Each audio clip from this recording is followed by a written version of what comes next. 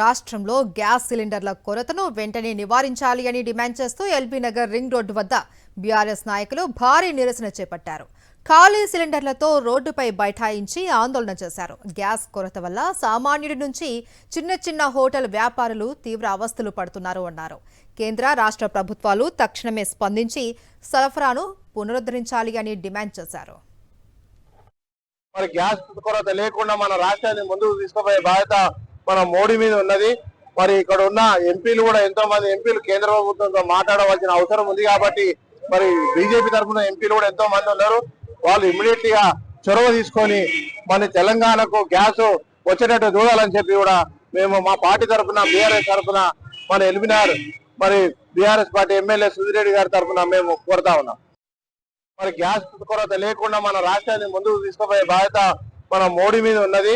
మరి ఇక్కడ ఉన్న ఎంపీలు కూడా ఎంతో మంది ఎంపీలు కేంద్ర ప్రభుత్వంతో మాట్లాడవలసిన అవసరం ఉంది. కాబట్టి మరి బీజేపీ తరఫున ఎంపీలు కూడా ఎంతో మంది ఉన్నారు. వాళ్ళు ఇమ్మీడియట్ గా చొరవ తీసుకొని మన తెలంగాణకు గ్యాస్ వచ్చేటట్టు చూడాలని చెప్పి కూడా మేము మా పార్టీ తరఫున బీఆర్ఎస్ తరఫున మన ఎల్బీనగర్ మరి బీఆర్ఎస్ పార్టీ ఎమ్మెల్యే సుధిరెడ్డి గారి తరఫున మేము కోరుతా ఉన్నాం.